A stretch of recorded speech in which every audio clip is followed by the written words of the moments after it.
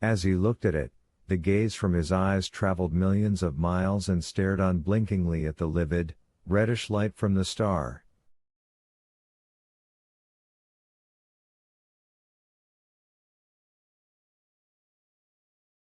It contracted and expanded, clearly alive, and it was five-pointed.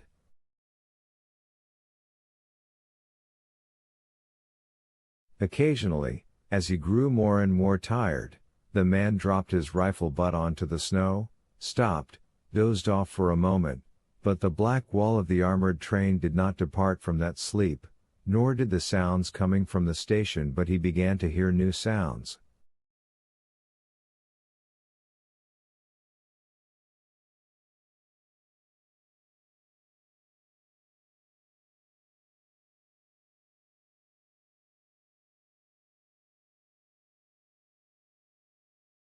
A vast sky opened out above him in his sleep, red, glittering, and spangled with countless red-pointed stars.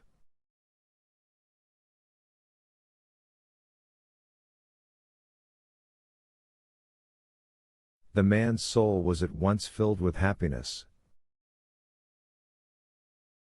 A strange unknown man in chainmail appeared on horseback and floated up to the man.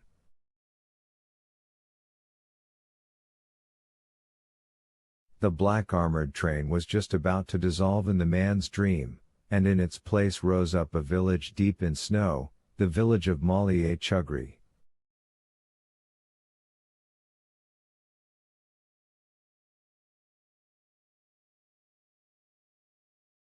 He, the man, was standing on the outskirts of Chugri, and a neighbor of his was coming toward him.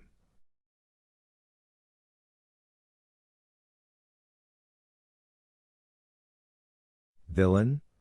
said the man's brain, silently, his lips motionless. At once a grim voice struck him in the chest with the words,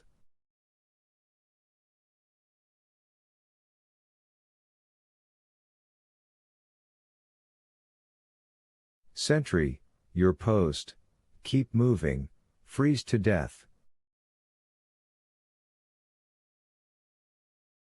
With a superhuman effort the man gripped his rifle again, placed it on his arm, and began marching again with tottering steps.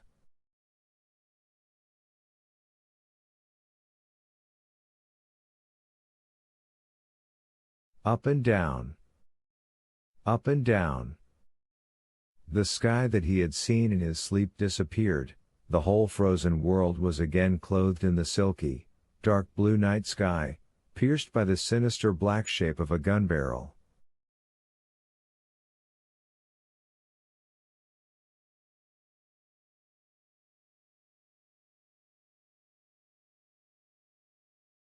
The reddish star in the sky shone, twinkling, and in response to the rays of the blue, moon-like station lamp a star on the man's chest occasionally flashed.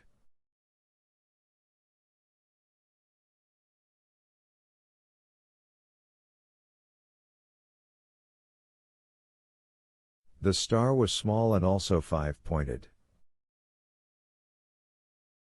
The urgent spirit of the night flew on and on above the Dnieper. It flew over the deserted riverside wharves and descended on Podol, the lower city.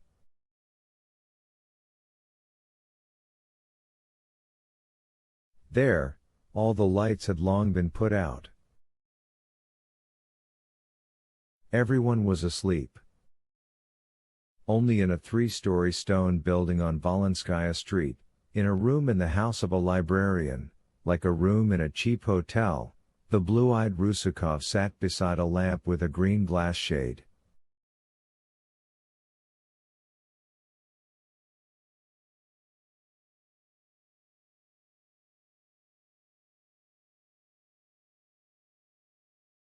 In front of him lay a heavy book bound in yellow leather. His gaze traveled slowly and solemnly along the lines.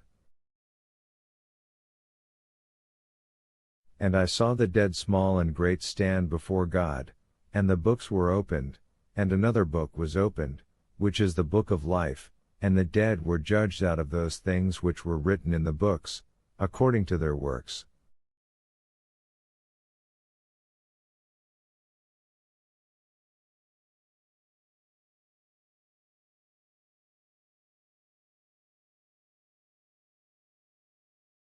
And the sea gave up the dead which were in it, and death and hell delivered up the dead which were in them, and they were judged every man according to their works.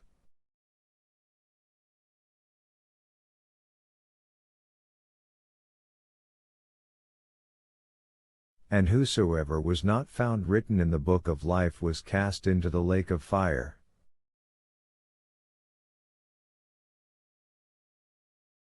And I saw a new heaven and a new earth, for the first heaven and the first earth were passed away, and there was no more sea.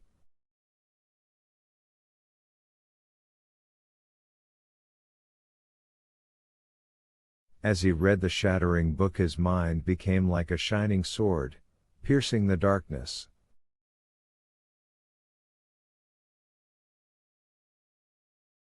Illness and suffering now seemed to him unimportant, unreal. The sickness had fallen away, like a scab from a withered, fallen branch in a wood.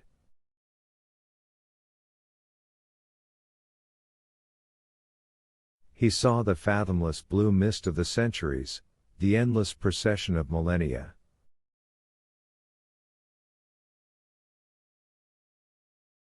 He felt no fear, only the wisdom of obedience and reverence.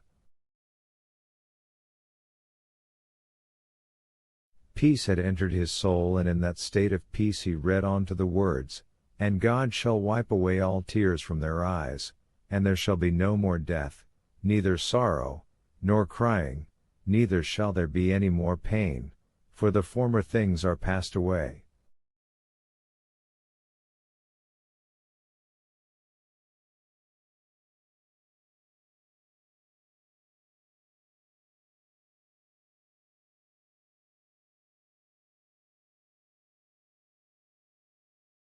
The dim mist parted and revealed Lieutenant Chervinsky to Elena. His slightly protuberant eyes smiled cheerfully. "I am a demon," he said, clicking his heels, "and Talberg is never coming back. I shall sing to you."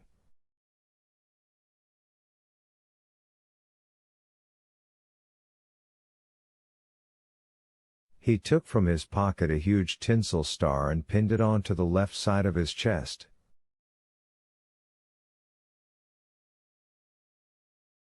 The mists of sleep swirled around him, and his face looked bright and dull like among the clouds of vapor.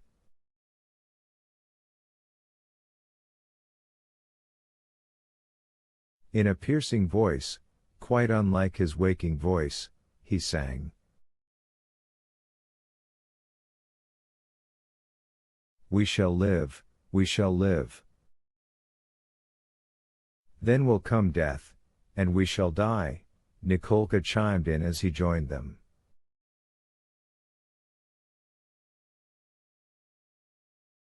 He was holding a guitar, but his neck was covered in blood and on his forehead was the wreath worn by the dead.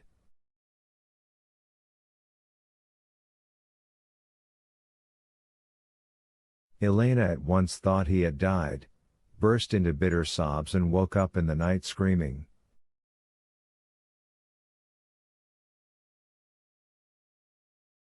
"Nikolka! Nikolka!" For a long time, sobbing, she listened to the muttering of the night. And the night flew on. Later Petka Shklov, the little boy next door, dreamed a dream too.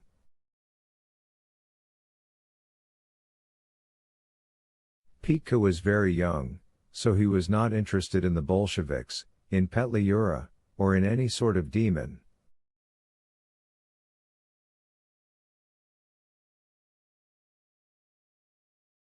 His dream was as simple and joyful as the sun. Pika dreamed he was walking through a large green meadow, and in it lay a glittering, diamond ball, bigger than Pika himself.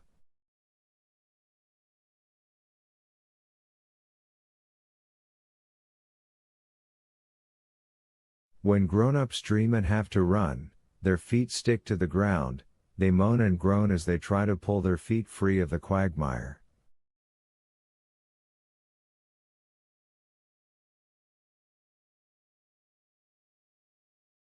But children's feet are free as air. Pika ran to the diamond ball, and nearly choking with happy laughter, he clasped it in his arms.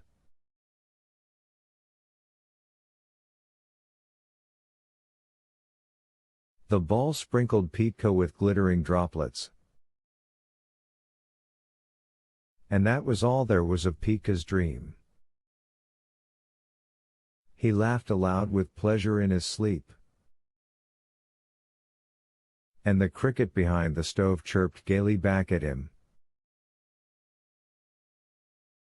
Pika began dreaming more sweet, happy dreams, while the cricket sang its song somewhere in a crack, in the white corner behind the bucket, enlivening the night for the Shklov family.